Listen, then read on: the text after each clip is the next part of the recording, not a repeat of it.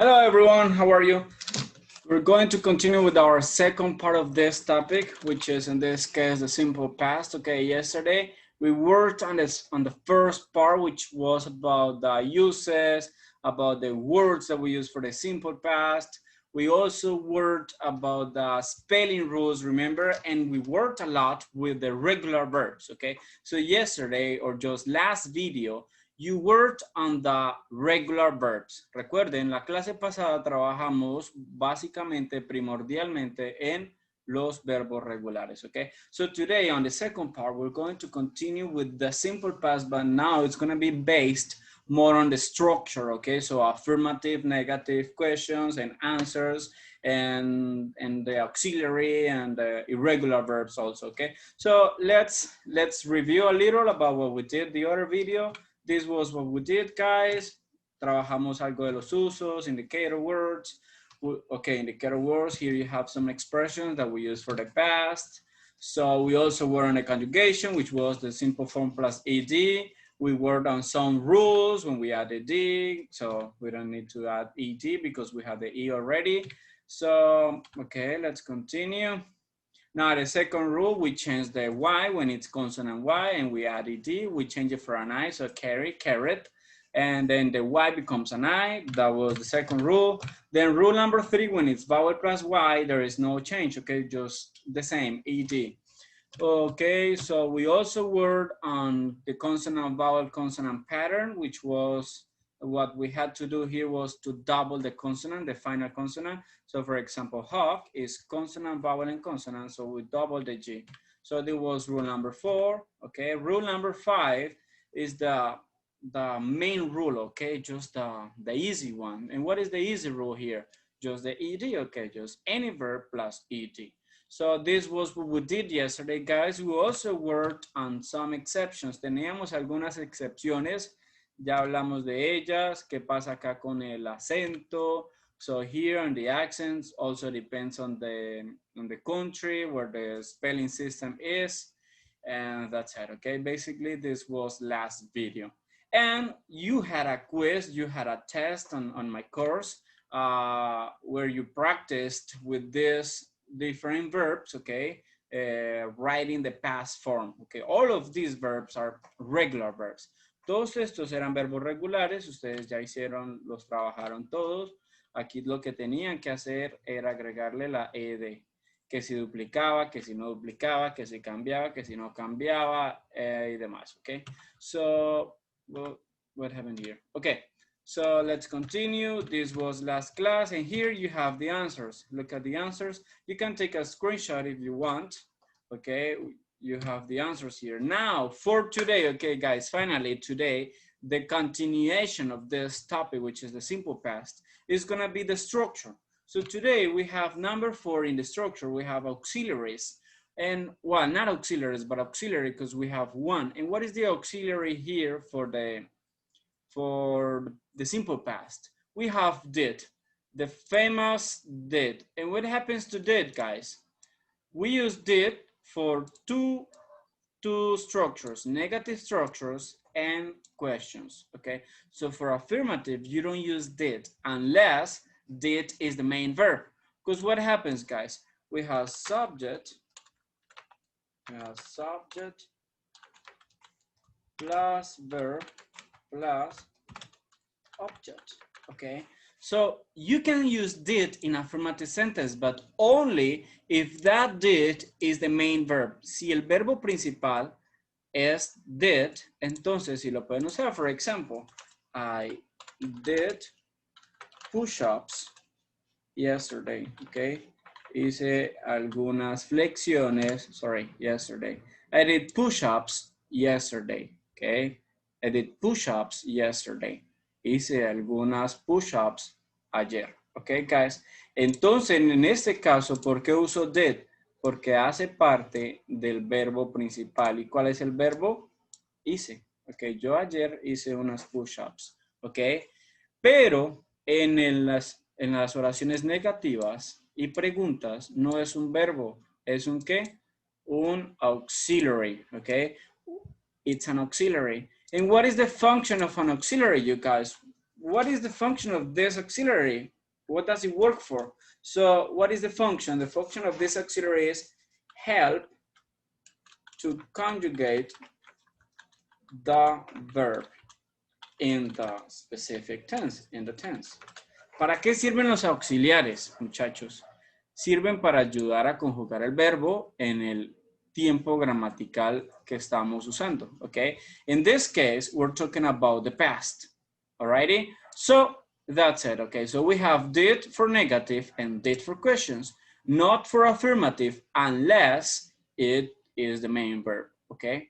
So, let's continue, guys. We also have a contraction. When we use did, and then we use not, we can say did not, for example. I did not exercise last week. Okay? No me ejercité la semana pasada. No hice ejercicio la semana pasada. I did not exercise last week. Okay, that is acceptable. You can say did not, and that is perfect. But you guys, you can also say didn't. You can also say didn't, which is the contraction, okay? Didn't is also accepted, and it's actually more common, okay? Es más común escuchar didn't, se podría decir. Okay, I didn't exercise last week. Okay, no hice ejercicio la semana pasada. But can I say, teacher, can I say I didn't not exercise last week? Can I say this? I did not exercise last week. No, no, no. Why? Because you have not here. Ya tenemos el not aquí contraído. No lo puedo volver a decir. Okay, so this is incorrect. Okay, guys, this is incorrect. No, didn't not. No. You say did not or you say didn't, but you don't say both at once. Okay, so number 5. We're going to talk about the irregulars, okay? Vamos a hablar entonces de los verbos irregulares. Aquí en esta lista es una lista sencilla, por decirlo así, hay muchas más, okay? Hay muchos más verbos. So, let me see here, over here. Okay, what happened? Okay, guys. So, what happens to this list? This list is not complete. You can find more irregular verbs. And there is one verb that I really miss, be. Okay, so be is the simple form. Then I have, what is the past of be? Was, and was or were. Okay, was, were. And what is be? What does be mean? ¿Qué significa be, guys? It means ser o estar. Entonces aquí de primerito podríamos tener be. Be, the past is was, were, and it means ser o estar, okay? Podríamos tenerlo acá de primerito. Be, was, were, and it means ser o estar, okay? So, what happened here? Okay, let's practice the pronunciation. Let's practice some examples. And here you have this chart. Esta tablita muy útil que tienen acá. So you're going to take a screenshot. Please take a screenshot of the picture and of the presentation, and you can study this at home. Please study at home because it's super important to remember the vocabulary, remember the pronunciation, remember what is the past, okay? Because this is super important because the irregular verbs, they don't have a rule. Estos no siguen una regla como los pasados que todos llevaban ed. No, acá no los tenemos que aprender. Okay, guys? So you have to learn the past form of the irregular verbs. Okay, let's continue. I'm going to practice the pronunciation for you. Become, what is the past? Became. And what is the meaning? ¿Qué significa? Llegar a ser. So you have 3 columns. You have column number 1. Okay, you have 4 columns, but the first column is not very important, which is, that one is the number. Okay, so not important here. But we have 3 main columns. The first column, guys, is gonna be the simple form of the verb. Okay, then the second column is gonna be the conjugation of this verb in the past. If it were a regular verb, then you would have the ed form, okay? But this is not regular, this is irregular, Ok, guys. Por eso en ninguno de ellos ven que terminen en ed. Bueno, en algunos sí. Ok, but that's because it's also accepted as regular. So, become, became. Simple form, the past form. What is the meaning? Llegar a ser. Okay, so for example, I don't know. For example, the teacher, el profesor se volvió famoso en YouTube. The teacher became famous on YouTube. Okay, just let's say this is real or this ever happens, but just become, became. Si hablo del pasado, el become, lo vuelvo became. Y ya de llegar a ser es se volvió o se convirtió o llegó a ser. The conjugation is going to be in the past. Okay, guys? Begin, began. Now let's practice on the pronunciation. Begin, began. Break, broke. Bring, brought. Build, built. Buy, bought. Catch, caught. Choose, chose. Come, came. Cost, cost. Cut, cut. Do, did. Draw, drew. Drink, drank. Drive, drove. Eat, ate. Fall, fell. Feed, fed. Feel, felt. Fight, fought. Find, found, fly, flew. Forget, forgot. Forgive, forgave. Get, got. Give, gave. You can see a pattern here. If the verb ends in get, the past is gonna be got. And if the verb ends in give, the past is gonna be gave. Forget, forgot. Forgive, forgave. Get, got, give, gave. Okay, that's a pattern. Algunos tienen algún patrón que nos podemos ayudarnos para aprendernos lo más fácil, okay? Go, went. Grow, grew. Have, had. Hear, heard. Hear, heard. Hide, hid. Hit, hit. Hold, held. Know, knew. Learn, learned. Okay, this has an ed. But it's also accepted with a T. También está aceptado con la T. Okay, guys? It's also good with a T. Learn, learned. Okay, you can say learned with a T also. Let's continue. Sorry. Okay, leave, left. Lend, lent. Lose, lost. Make, made. Mean, meant. Okay. All right. Now, let's continue here. Meet, met, pay, paid, put, put, read, read, write, wrote, rise, rose, run, ran, say, set, no said, no, said, say, said. The teacher said the pronunciation of this verb is set, like when you need water in Spanish, tengo sed, set, okay, just S-E-D pronunciation. Say, set. See, saw, sell, sold, send, sent, set, set, show, showed, sling, sing, sang, sorry, sit, sat, sleep, slept, speak, spoke, spend, spent, stand, stood, steal, stole, swim, swam, take, took, teach, taught, tell, told, think, thought, throw, through, understand, understood, wear, wore, win, won, and write, wrote. Okay.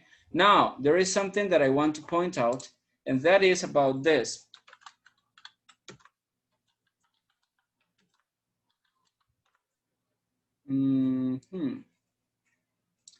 For example,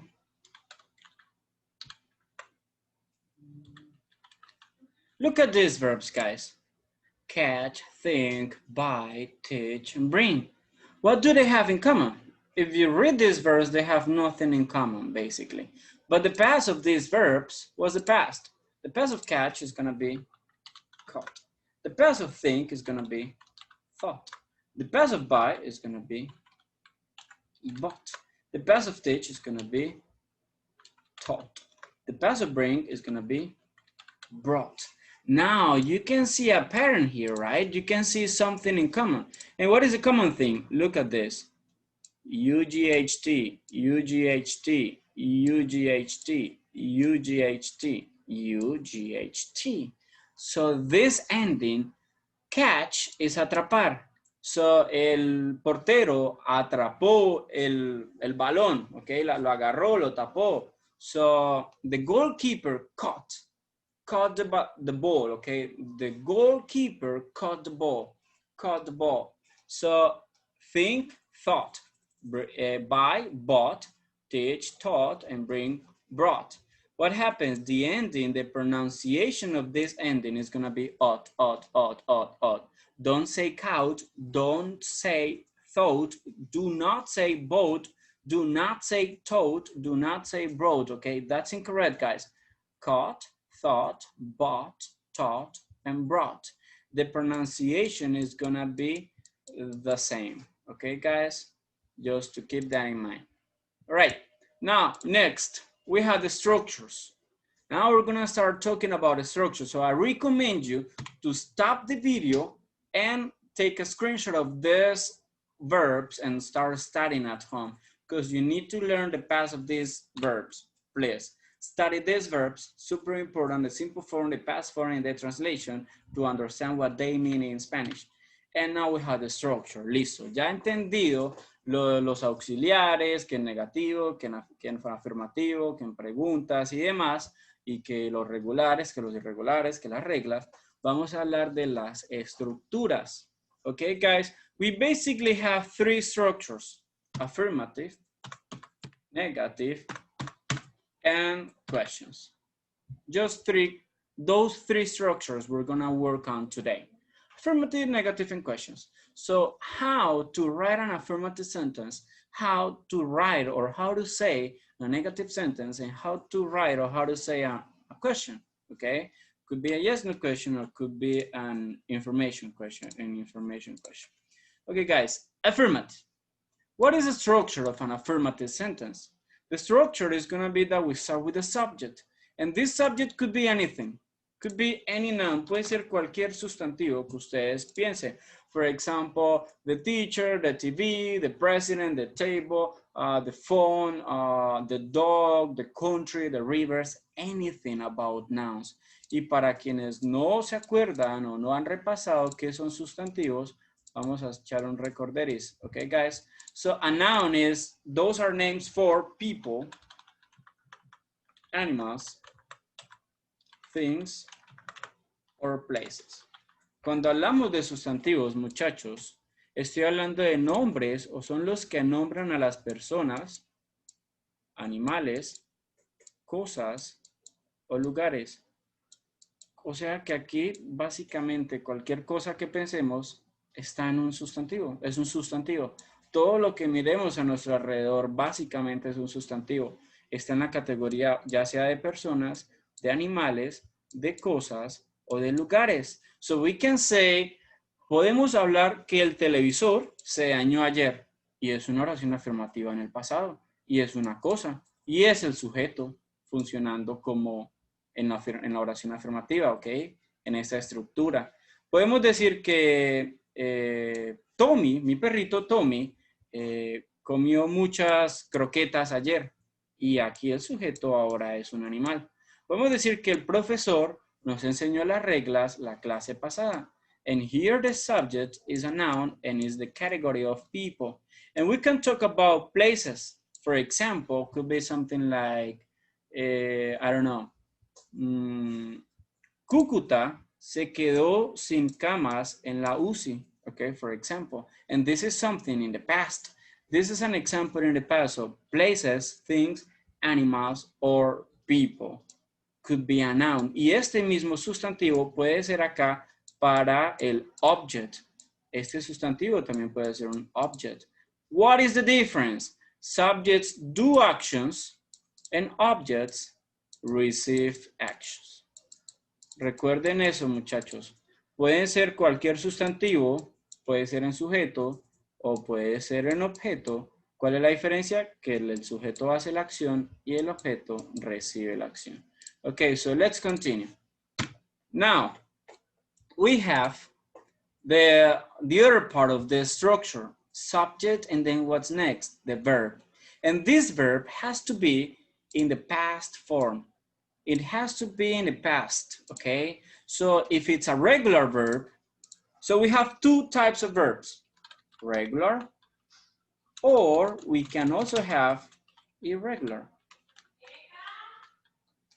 Okay, regular or irregular. So if it's regular, it's gonna end in ed. And if it's irregular, it's gonna be a different verb. Okay, if it's regular, it's gonna be ed, but if it's irregular, it's going to change. Si es irregular, va a cambiar. Los regulares todos terminan en la ed.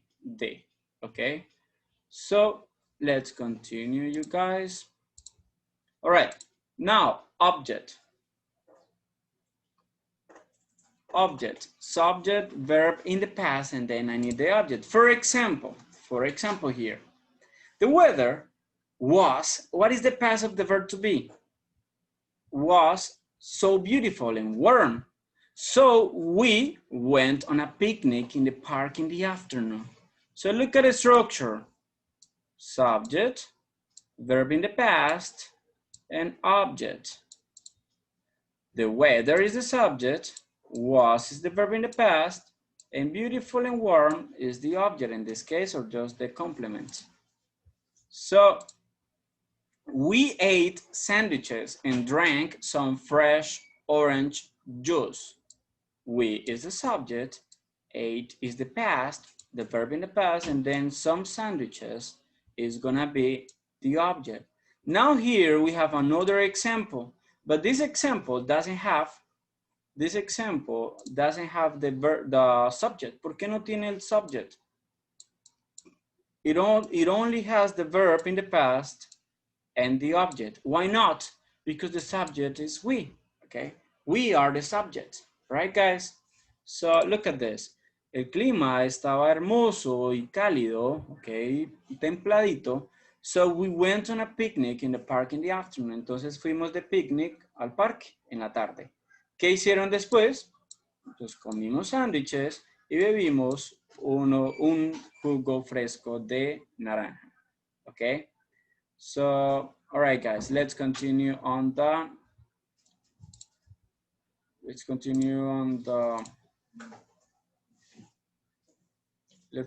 negative. What happens here in a negative? We have subject, okay? As I told you, we always have subjects. Then I have did plus not, but the contraction is gonna be didn't. Did plus not, but the contraction is gonna be didn't. Then we have a verb, and this verb, because I have did, is gonna be in the simple form. Dado que tengo el auxiliar did, y este auxiliar ya me habla del pasado, no necesito poner el verbo en el pasado. O sea que el verbo va a ir en la forma simple. ¿Cuál es la forma simple, muchachos? Ya la vimos. Entonces, as you see here, we went on a picnic. Okay, went, tenemos went. ¿Y cuál es la forma simple de went? Vamos a ver. Okay, over here, you guys, we have went. Tenemos went. Esto, dado que es una oración afirmativa. Si fuera negativa, vamos a tener did not en el caso de negativa. Por lo tanto, vamos a usar la forma simple. ¿Cuál es la forma simple? Go. Go. Okay? So remember this. When I say did, when I use did, I never write the verb in the past. It's going to be in the simple form. So let's continue. Negative, did plus not. Contraction is going to be didn't. Now I have the verb in the simple form, and I'm going to have the object. For example. So look at this situation. I have the mom, okay? And then I have the daughter. So the daughter is telling her mom that she didn't study for the exam. Look what she says.